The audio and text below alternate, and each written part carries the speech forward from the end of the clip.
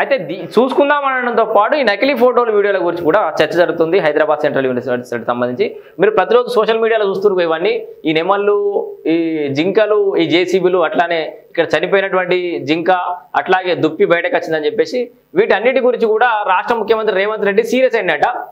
ఆ ముచ్చట ఏందో కూడా చూద్దాం.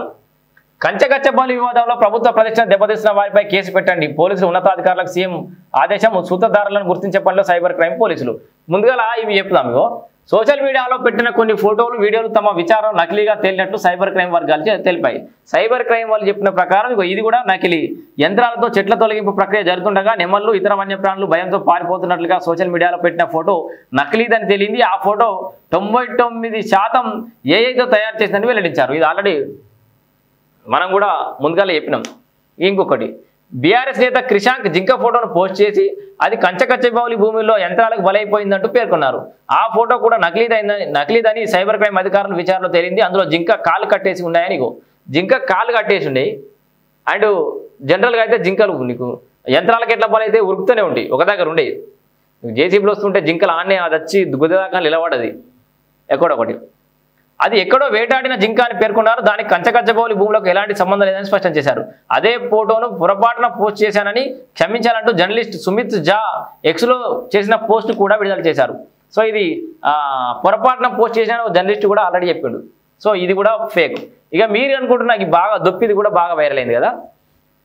ఓ Instagram user save HCU biodiversity అంటూ వీడియోను పోస్ట్ చేశారు. అది పాత వీడియో అని జీవ వైవిధ్యం గురించి చెప్పేందుకే పోస్ట్ చేసినట్లు ఇన్స్టా యూజరే తెలిపారు.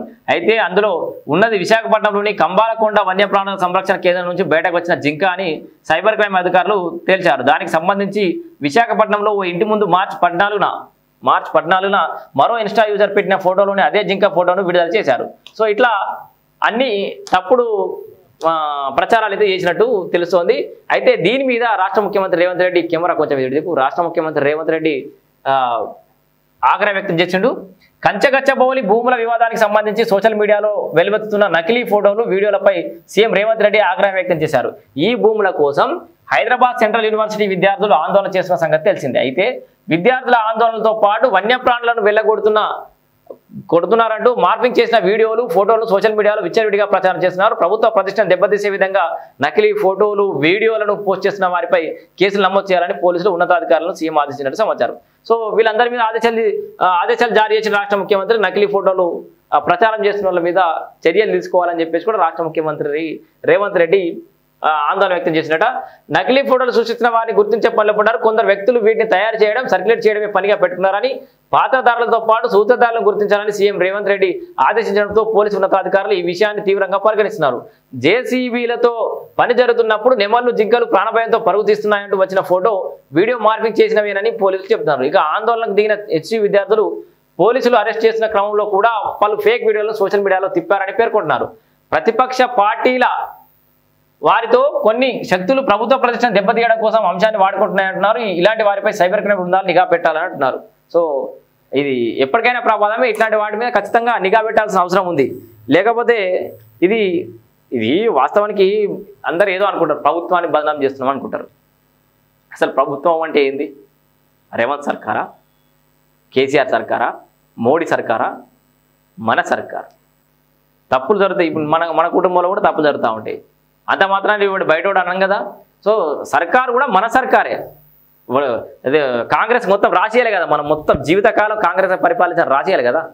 పార్టీలకు సంబంధం లేదు, సర్కార్. ఆ ప్రభుత్వాన్ని మనం ఓట్లేసి ఎన్నుకున్నటువంటి ప్రభుత్వం, మనము పన్నులు కట్టి నడిపిస్తున్నటువంటి ప్రభుత్వం మంచిది చెడేనని ఆలోచించాలి. ఆ డబ్బులు ఏంది, కథకారికైంది, రాష్ట్ర ఆర్థిక వ్యవస్థకి ఏమన్నా దోహదపడుతుందా, లేదా అంతకు మించి ఇక్కడ అడవులు నాశనం అవుతున్నాయా, లేదా గత ప్రభుత్వానికి ఈ ప్రభుత్వానికి కంపేర్ చేస్తే ఈ ప్రభుత్వం ఎంత వినాశనం చేస్తుంది, ఆ ప్రభుత్వం ఎంత వినాశనం చేసింది? వీళ్ళు 400 ఎకరాల వినాశనం చేసిరు, వాళ్ళు 4000 ఎకరాల వినాశనం చేసిరు. ఆలోచన చేయాలి కదా మనం. సోషల్ మీడియా ట్రాప్లో ట్రెండ్లో పడి మనం నిజాలు మర్చిపోతాం చాలామంది. ఎక్కడ ఏదైనా సోషల్ మీడియాలో ఫోటో వీడియో కనబడితే కథం నూకుడే, ఫార్వర్డ్ చేసుడే. తెలుసుకోవాలి, నిజాలు తెలుసుకొని ప్రతి ఒక్కరికి స్పందించే గుణం ఉంటే స్పందించాల్సిన అవసరం ఉంది. స్పందించాలి కూడా, మేము అభిప్రాయాలను వెలిబుచ్చాలి కూడా. కానీ వీళ్ళని తిట్టే క్రమంలో అవతల అంతకంటే అరాచకాలు చేసి నుండి పొగుడుతా అంటే మాత్రం కరెక్ట్ కాదు. అనేక ప్రాజెక్టులలో వందల వేల ఎకరాల అడవులు నరికేసి ఇంతకంటే ఎక్కువ వన్యప్రాణులను మూగజీవాలను ఎటు కాకుండా చేసిందే ఈ నాయకులు. సో రాజకీయ పార్టీ నాయకులను ఈ ఉద్యమాలకు రానియద్దు అనేది నేను చెప్పేది. ఇంకా అంతకంటే ఎక్కువ ఏం చెప్పలేము.